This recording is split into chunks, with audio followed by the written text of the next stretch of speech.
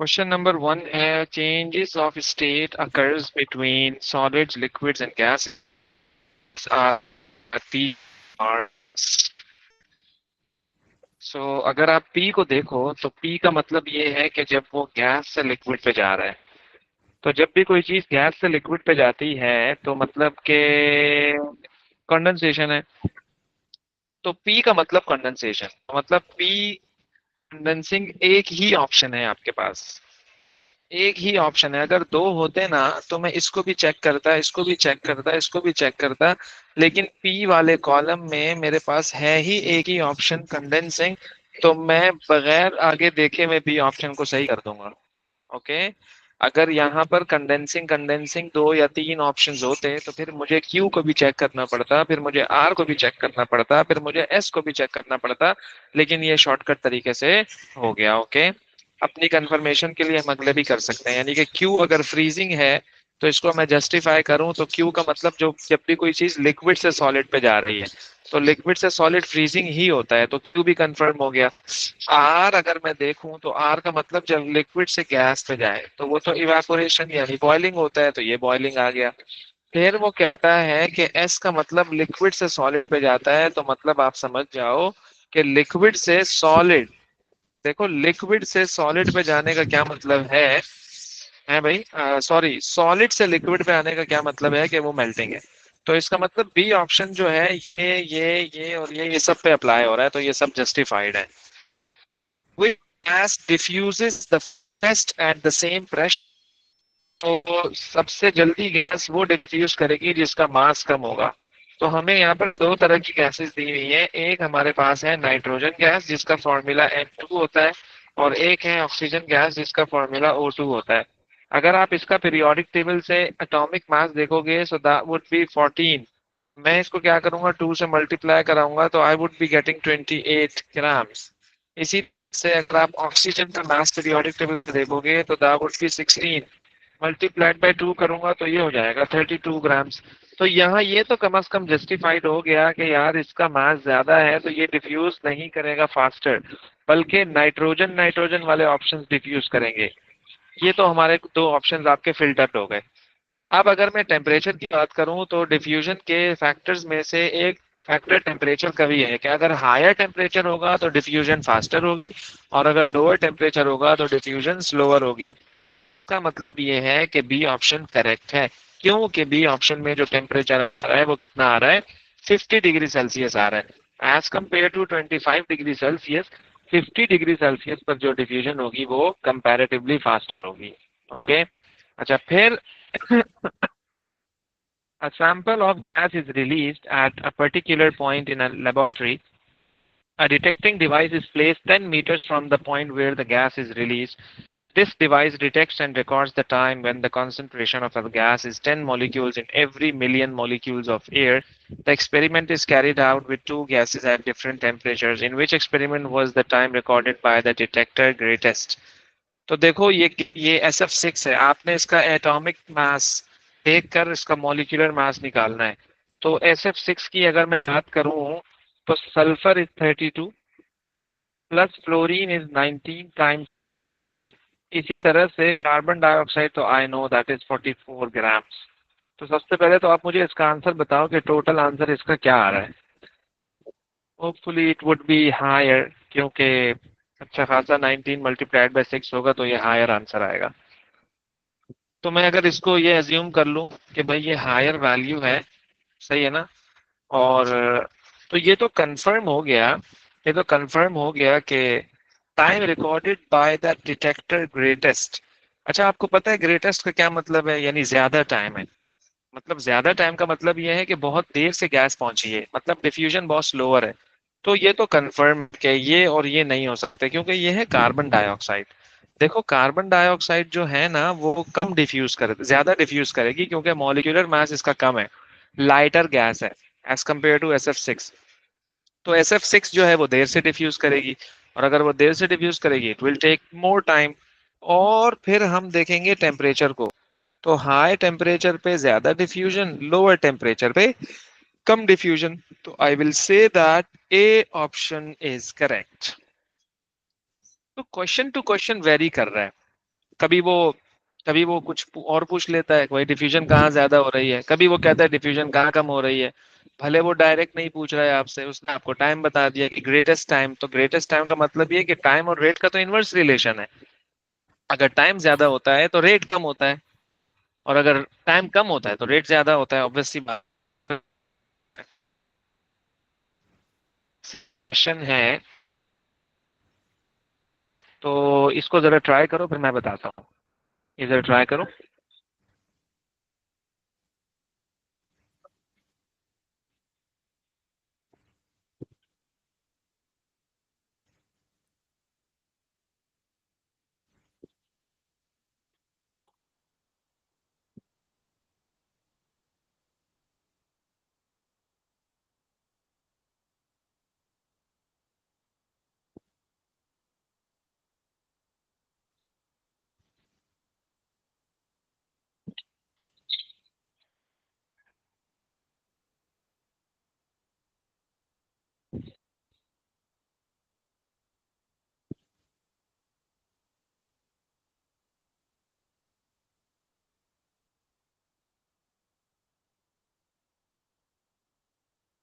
Carbon dioxide का जो molecular mass है ना, वो 44 है। और मीथेन का जो मॉलिक्यूलर मास है वो कितना है, 16 ग्राम है। 16 मतलब कम वैल्यू है, तो डिफ्यूजन इसकी ज्यादा होगी। और वो क्वेश्चन में आपसे क्या पूछ रहा है, diffuses faster and the temperature at which diffusion takes place most rapidly. तो हाई टेम्परेचर पे diffusion takes place most rapidly, तो दैट्स वाई। तो डिफ्यूजेस हायर, डिफ्यूजेस फास्टर। तो डिफ्यूजेस फास्टर वहां होगा जिसका मॉलिक्यूलर मास कम होगा, तो वो तो मीथेन है ना, वो तो मीथेन है। तो अगर वो मीथेन है तो फिर मैं उसका टेम्परेचर देखूंगा, फिर मैं उसका क्या देखूंगा, टेम्परेचर देखूंगा। तो temperature should be higher, so that's why option C is correct. That's why option C is correct. Okay. इस तरह से circuit diagram shows an experiment using a rod of copper and a rod of graphite. When the switch is closed, the bulb lights because an electric current flows through the copper and the graphite. ये आपके पास rod of copper है और ये rod of graphite है। तो to, चाहे वो copper हो graphite हो, I told you when we were discussing chemical bonding, okay, कि ये जो भी आपके पास ग्रेफाइट हो या कोई भी मेटल हो, they are good conductor due to the free electron. Okay, अगर ये कोई आयोनिक सॉलिड होता तो चलो मैं कह देता कि भाई वो due to the movement of free ion, but it's an ionic compound. तो आयोनिक कंपाउंड के अलावा अगर कोई भी गुड कंडक्टर ऑफ इलेक्ट्रिसिटी हो, तो remember due to the free electron. Okay, तो तो मैं क्या कहूंगा, कॉपर आयन नहीं, कॉपर आयन नहीं है, कॉपर इलेक्ट्रॉन है जिसकी वजह से वो गुड कंडक्टर है। ओके, तो इलेक्ट्रॉन मूव करता है, बिल्कुल, वो तो तीनों ऑप्शंस में है। ग्रेफाइट में कौन मूव करता है, ग्रेफाइट का मतलब कार्बन, क्योंकि graphite is made of carbon, तो उसमें कौन मूव करता है, इलेक्ट्रॉन, वो दो ऑप्शन है। तो भाई option B is correct, option B is correct. Okay, carbon ions move नहीं करते हैं, कार्बन के इलेक्ट्रॉन मूव करते हैं, कार्बन के इलेक्ट्रॉन मूव करते हैं, यानी ग्रेफाइट में इलेक्ट्रॉन मूव करते हैं जिसकी वजह से वो गुड कंडक्टर होता है। याद रखिएगा ये बात। ओके, मैं रिपीट कर रहा हूं, ग्रेफाइट में इलेक्ट्रॉन मूव करते हैं जिसकी वजह से वो गुड कंडक्टर होता है, इसलिए B option is correct. Which three elements exist as diatomic molecules at room temperature? तो diatomic molecules में आपके पास देखो, नोबल गैसेस तो डायटोमिक नहीं होती है। डाई का मतलब होता है टू, डाई का मतलब होता है टू, और एटॉमिक का मतलब होता है एटॉमिक, डाई एटॉमिक। तो आपके पास आ जाएगा हाइड्रोजन, ऑक्सीजन, हीलियम। हीलियम तो नहीं होता, ये तो नोबल गैस है। इसमें भी नियॉन है, नोबल गैस है। इसमें ही हीलियम है, नोबल गैस है। तो पीछे बचा ऑप्शन सी। तो option C, nitrogen exist in the form of N2, this is O2 and this is F2। तो ये तीनों के तीनों क्या है, डायटोमिक हैं। तीनों के तीनों क्या हैं, डायटोमिक हैं, याद रखिएगा। तो क्या हो गया, चलें। Yeah, four substances are heated gently. The temperatures at which they start and finish melting are recorded. Which statement about the substances is correct? Substance the only pure substance. Substance one is the only pure substance. Okay. Substance three and substance four are impure. Hmm? Okay. Or substance four, substance four, and they are all solids at room temperature. देखो ये solid नहीं है room temperature, या क्या कहते हो हैं ये? और पता कैसे लगेगा, और पता कैसे लगेगा, क्या कहते हो? ये बात पता कैसे लगेगी कि ये सॉलिड है रूम टेम्परेचर पर या फिर नहीं है? क्या कहते हो, कोई आइडिया? फिर मैं बताता हूँ आपको कैसे पता लगेगा।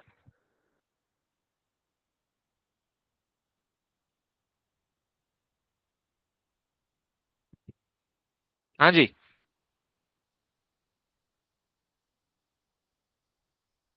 शाफे बोलो। सर बाय देखो, सीइंग कि जो स्टार्टिंग मेल्टिंग पॉइंट है और जो फिनिश मेल्टिंग पॉइंट है आर दे डिफरेंट। अगर वो डिफरेंट है इसका ये मतलब है कि वो प्योर सब्सटेंस नहीं है। अच्छा देखो इसमें ना, ये they are all solids at room temperature, तो मतलब जीरो पे मेल्ट हो रहा है, तो ये सॉलिड कैसे हो सकता है? टू टू सॉलिड कैसे हो सकता है? तो इसका मतलब डी ऑप्शन गलत हो गया आपका। अच्छा, अगर मैं सी की बात करूं, सब्सटेंस फोर इज वाटर, तो वाटर का जो मेल्टिंग टेम्परेचर है ना, 100 तो बॉइलिंग टेम्परेचर है, तो ये कह रहे हैं मेल्टिंग स्टार्ट ही 101 से हो रही है, ऐसा कैसे पॉसिबल है? तो ये वाटर भी नहीं है। बात को समझो जरा। इस substance three and substance four are impure, क्योंकि इन दोनों का मेल्टिंग और बॉइलिंग पॉइंट क्या है? इन दोनों का मेल्टिंग और बॉइलिंग पॉइंट क्या है, डिफरेंट है। ओके, लाइक स्टार्ट मेल्टिंग और फिनिश मेल्टिंग ये डिफरेंट है। Start melting and finish melting ये क्या है, ये डिफरेंट है। तो ये क्या है, इम्प्योर है। ये क्या है, इम्प्योर। ये भी तो प्योर है। वो है कि substance one is the only pure substance, ये गलत कह रहा है। क्योंकि वन और टू दोनों प्योर हैं, क्योंकि इनका स्टार्टिंग मेल्टिंग और फिनिश मेल्टिंग दोनों सेम है। दोनों क्या है, सेम है। तो याद रखो, इसलिए option B is correct. Option B is कर, थोड़ा सा कंफ्यूजिंग है, तो इसमें ना आपको मेल्टिंग पॉइंट, बॉइलिंग पॉइंट, मतलब ये चीजें थोड़ी सी डीपली पता होनी चाहिए आपको। ओके, अच्छा जी। फिर कहता है कि which statements are correct? Number one, the volume of a gas at constant pressure increases. देखो वॉल्यूम का और प्रेशर का इनवर्स रिलेशन है, और रेट ऑफ डिफ्यूजन का और टेम्परेचर का ये क्या है, डायरेक्ट रिलेशन है। बात को गौर से सुनिएगा जरा। प्रेशर का और टेम्परेचर का, प्रेशर का और टेम्परेचर का, ये भी क्या है, the pressure of a gas at constant volume decreases as the temperature increases. तो अब अगर मैं इसकी बात करूं, तो अब आपको रिलेशन पता होना चाहिए। जब आपको रिलेशन पता होगा तो आपसे चीजें सही होनी शुरू हो जाएंगी। तो ये गलत है, क्योंकि प्रेशर का और टेम्परेचर का ये भी आपस में क्या है, डायरेक्टली प्रोपोर्शनल है। लेकिन according to this statement they are saying, अगर प्रेशर इन डिक्रीज हो रहा है तो टेम्परेचर क्या हो रहा है, इंक्रीज हो रहा है। ये वाली जो स्टेटमेंट है ये इनवर्सली प्रोपोर्शनल वाली है, लेकिन ये तो डायरेक्टली प्रोपोर्शनल है। ओके, वॉल्यूम और प्रेशर इनवर्स है, तो वॉल्यूम अगर इंक्रीज हो रहा है तो टेम्परेचर इंक्रीज हो रहा है, मतलब कि ये वाली बात है। वॉल्यूम और टेम्परेचर का, अच्छा वॉल्यूम और टेम्परेचर का ना ये भी डायरेक्ट रिलेशन है, याद रखिएगा। वॉल्यूम और टेम्परेचर का ये भी डायरेक्ट रिलेशन है। रेट का और टेम्परेचर का, डिफ्यूजन का, रेट का और टेम्परेचर का, ये भी डायरेक्टली प्रोपोर्शनल है। तो वो क्या कह रहे हैं, अगर rate of diffusion increases so the temperature increases, मतलब ये भी सही है और ये भी सही है। तो 1 and 2, मतलब बी ऑप्शन इज करेक्ट, मतलब बी ऑप्शन इज करेक्ट।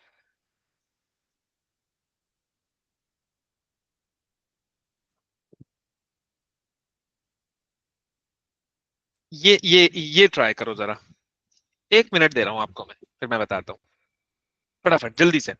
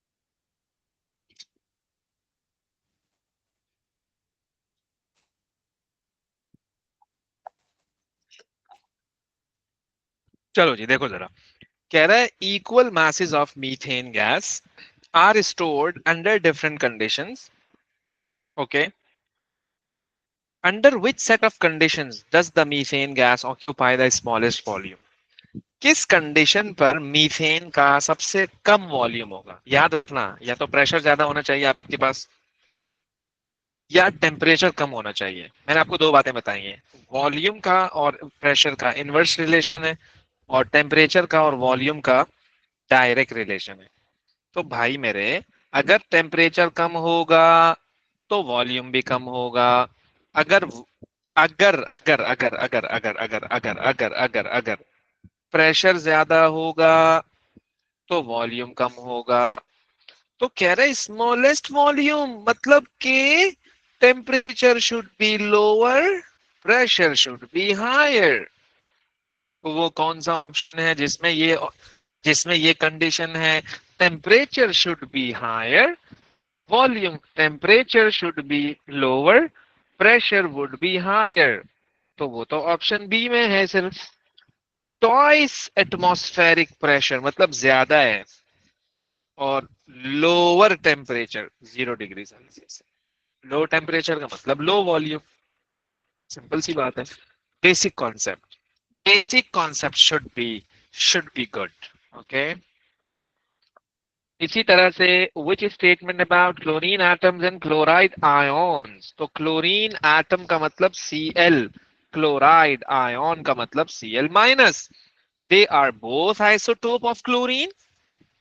भाई देखो, इसमें अगर 17 इलेक्ट्रॉन्स है ना भाई, इसमें 18 इलेक्ट्रॉन्स हैं, क्योंकि -1 का चार्ज आ गया है, क्योंकि -1 का चार्ज आ गया है, ओके।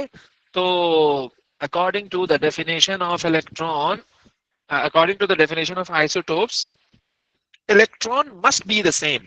ये तो इलेक्ट्रॉन अलग अलग हो गए, तो मैं कैसे कहूं कि ये आइसोटोप्स हैं। गलत, ऑप्शन ए गलत हो गया। ऑप्शन बी ट्राई करो, they undergo the same chemical reactions. देखो, जब इलेक्ट्रॉन सेम होते हैं ना, जब इलेक्ट्रॉन सेम होते हैं ना, तो याद रखो, तब केमिकल प्रॉपर्टी सेम होती है, तब केमिकल प्रॉपर्टी सेम होती है। अगर इलेक्ट्रॉन सेम ना हो तो केमिकल प्रॉपर्टी भी सेम नहीं होती। ये भी गलत हो गया। They have the same number of protons, हाँ ना। चार्ज के आने से, चार्ज के आने से प्रोटॉन पे फर्क नहीं पड़ता, इलेक्ट्रॉन पे फर्क पड़ता है। क्या कहा मैंने, प्रोटॉन पे फर्क नहीं पड़ता, इलेक्ट्रॉन पे फर्क पड़ता है। तो इसका मतलब सी ऑप्शन बिल्कुल सही है। अगर आप मुझसे पूछ क्यों गलत, भाई कह रहा है they have the same physical property, they have the same physical, physical property isotope की डिफरेंट होती है, केमिकल प्रॉपर्टी सेम होती है। याद रखना, आइसोटोप्स की केमिकल प्रॉपर्टी सेम होती है, लेकिन फिजिकल प्रॉपर्टी क्या होती है, डिफरेंट होती है। तो इसलिए डी ऑप्शन भी का क्या हो गया, गलत हो गया, ओके। अच्छा जी, फिर कहता है अगले क्वेश्चन में कि 4 gases are listed: methane, ammonia, carbon dioxide, nitrogen gas. 1 mole per dm cube. Each gas is 1 to 4 is allowed to diffuse. With what is the order of the rate of diffusion at room temperature and pressure? तो rate of diffusion के लिए आपको इनके message लिखने पड़ेंगे। आप periodic table से देखोगे, इनके मैसेज आपको पता लग जाएंगे। ये आपके पास सारे के सारे मैसेज लिखे हुए हैं। ओके, ये आपके पास सारे के सारे मैसेज लिखे हुए हैं।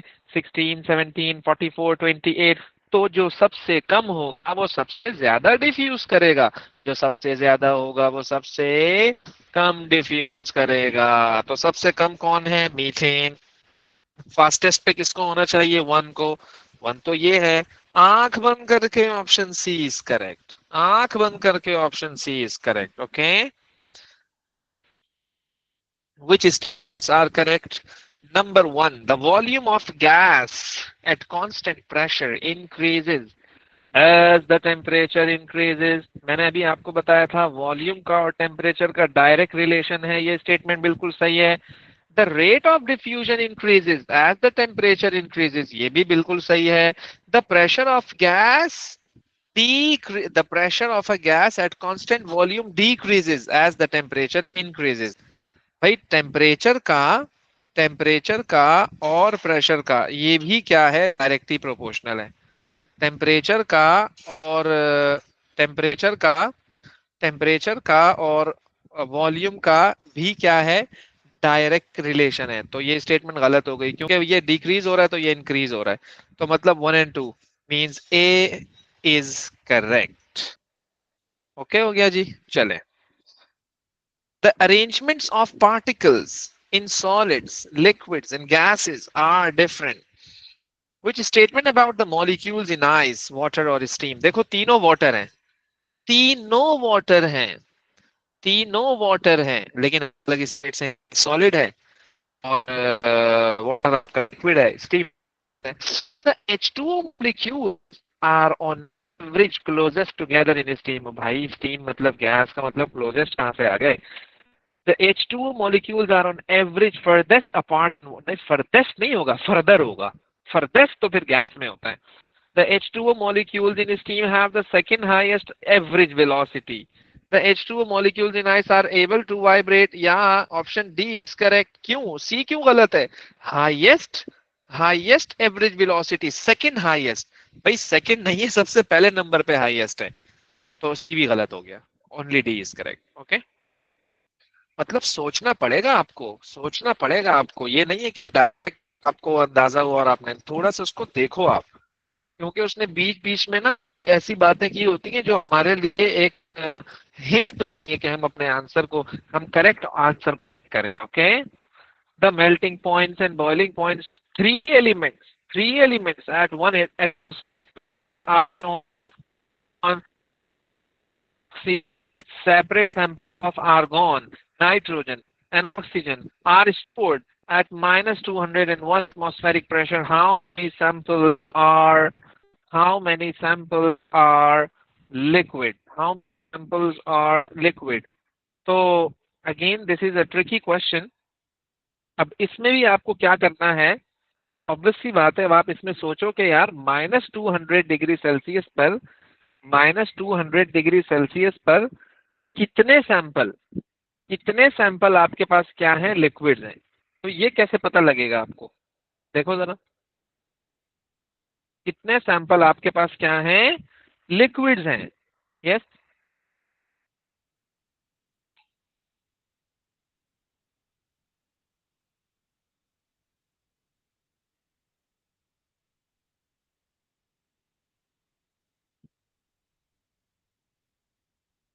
हाँ जी।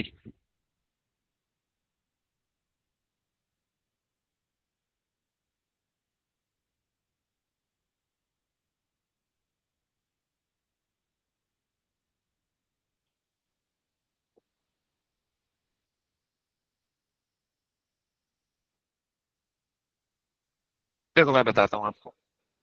अगर आप इस टेम्परेचर को देखो, दैट इज -200 डिग्री सेल्सियस, तो -200 डिग्री सेल्सियस पर नाइट्रोजन लिक्विड होगा, क्योंकि क्योंकि क्योंकि वो 210 पे मेल्ट, वो 210 पे मेल्ट हो चुका है। तो ऑब्वियस सी बात है इस टेम्परेचर पर वो लिक्विड ही होगा। और -196 पर ये बॉयल हो गया है।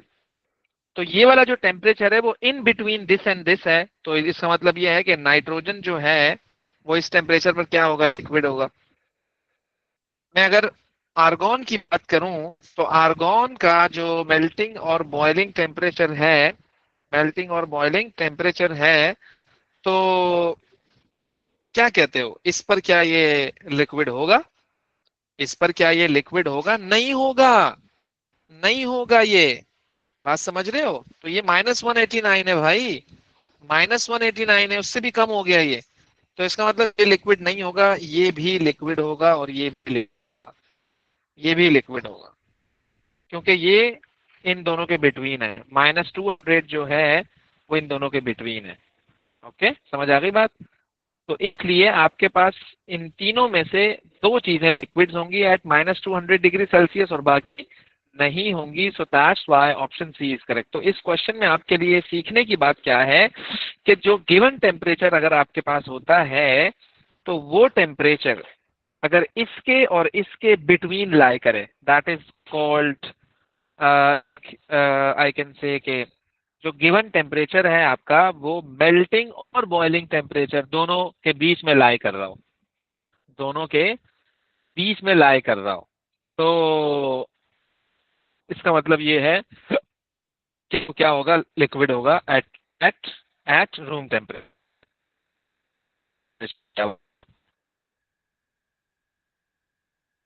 is heated to 80 degrees Celsius. Is heated to 80 degrees Celsius and its temperature may down to room temperature. अब 80 टेम्परेचर इसका हाईएस्ट था, अब वो स्लो स्लो करके नीचे आ रहा है। The cooling curve shown between which times is substance M freezing. देखो, जब भी कोई चीज अपनी स्टेट चेंज कर रही होती है, ये कॉन्सेप्चुअल बात है, ये कॉन्सेप्चुअल बात है। जब भी कोई चीज अपनी स्टेटमेंट चेंज कर रही होती है, ओके, तो याद रखिएगा कि अपनी स्टेटमेंट चेंज करते हुए वो टेम्परेचर चेंज नहीं करती, वो टेम्परेचर चेंज नहीं करती। तो इसका मतलब ये जो Q2R है ना, ये जो Q2R है ना, ये वो स्टेट है जब वो क्या कर रहा है टू रूम टेम्परेचर, जब वो फ्रीज हो रहा है, जब वो क्या हो रहा है, फ्रीज हो रहा है। Between which times is substance M freezing, यहाँ पे वो फ्रीज है। फिर आहिस्ता आहिस्ता आहिस्ता आहिस्ता आहिस्ता वो नीचे जब आएगा तो वो उससे क्या बन जाएगा, लिक्विड बन जाएगा। तो बेसिकली कूलिंग कर रही है, ऊपर से नीचे आ रहा है, ऊपर से नीचे आ रहा है ये हीटिंग कर्व जो होता है वो नीचे से ऊपर जाता है। ऊपर से नीचे आने का मतलब टेम्परेचर ड्रॉप हो रहा है। टेम्परेचर हम नहीं दे, टेम्परेचर इसमें से ड्रॉप होता जा रहा है। बात समझ आ रही है आपको? सो इसलिए B option is correct. Okay, अच्छा आप अगला क्वेश्चन अगर देखो तो इसमें क्या कहते हैं, which gas has the fastest rate of diffusion. तो ये तो बिल्कुल बिल्कुल स्ट्रेट फॉरवर्ड बात है, बिल्कुल स्ट्रेट फॉरवर्ड बात है कि आप इसमें से देख लो किसका मॉलिक्यूलर मास कम है और किसका मॉलिक्यूलर मास ज्यादा है। तो आपको 1 मिनट में अंदाजा हो जाएगा कि किसका कम है और किसका ज्यादा है। जो ज्यादा है वो हायर डिफ्यूजन है। बात समझ रहे हो आप? जो ज्यादा है वो हायर डिफ्यूजन है और जो कम है वो लोअर डिफ्यूजन है। ना सॉरी, जो कम है वो ज्यादा डिफ्यूजन है, क्योंकि इनवर्स रिलेशन है ना, इनवर्सली प्रोपोर्शनल होता है ना। लेट सपोज मुझे एटॉमिक मासेस मैंने लिखे हुए हैं यहाँ पर, ये इतना है, ये इतना है, ये इतना है, ये इतना है। तो भाई सबसे कम कौन सा है? 30 है ना। तो इसका मतलब इसका जो डिफ्यूजन होगा वो फास्टेस्ट होगा, अकॉर्डिंगली इसका जो डिफ्यूजन होगा वो क्या होगा, वो फास्टेस्ट होगा। क्यों? कि इसका जो मॉलिक्यूलर मास है वो क्या है, कम है, मतलब कि ये लाइटर है, मतलब कि ये क्या है, ये लाइटर है। बात समझ गए हो? ये क्या है, ये लाइटर है, लाइटर। तो जो लाइटर चीज होती है ना, उस वो डिफ्यूज बड़ी जल्दी कर रही होती है, काफी जल्दी से वो क्या करेगी, डिफ्यूज कर लेगी। ओके हो गया जी, सेट है। चलें, ये देखो जरा question number 1। The diagram shows the result of dropping a purple crystal into water. Purple crystal उसने डाला पानी में, पानी के बाद जब देखा तो वो क्रिस्टल पूरा का पूरा क्या हो गया, डिफ्यूज हो गया। पूरा का पूरा क्या हुआ, डिफ्यूज हो गया। ओके। अच्छा, अब वो कह रहा है भाई नाम बताओ प्रोसेस के। तो केमिकल रिएक्शन नहीं, रिएक्शन नहीं, पानी के साथ रिएक्शन नहीं हुआ। तो रिएक्शन रिएक्शन मतलब ये नहीं है, डिफ्यूजन हुई है। तो यस डिफ्यूजन हुई है, मतलब जब डिफ्यूजन हुआ है तो फिर वो डिसॉल्व भी हुआ है। पहले डिसॉल्व हुआ है तभी तो डिफ्यूज हुआ है। अगर वो डिसॉल्व ना होता, मतलब एक चीज है वो वाटर में इनसॉल्युबल है, तो आप इनसॉल्युबल चीज को कैसे एक्सपेक्ट कर सकते हो कि वो डिफ्यूज भी हो जाएगी। मतलब नॉनसेंस सी बात है, बड़ी अजीब सी बात है कि तुमने पानी में मिट्टी डाली और तुम्हें पता है कि sand is insoluble in water and you are expecting कि वो आपका डिफ्यूज भी हो जाएगा। तो पहली जो कंडीशन है, पहली जो कंडीशन है वो क्या चाहिए आपका, उसको वाटर में चाहिए कि वो लाइक डिफ्यूज होगा या नहीं होगा। बात समझ रही है आपको मेरे? ओके। तो ये है इसमें पॉइंट, पॉइंट वाली बात ये है इसमें। ओके जी।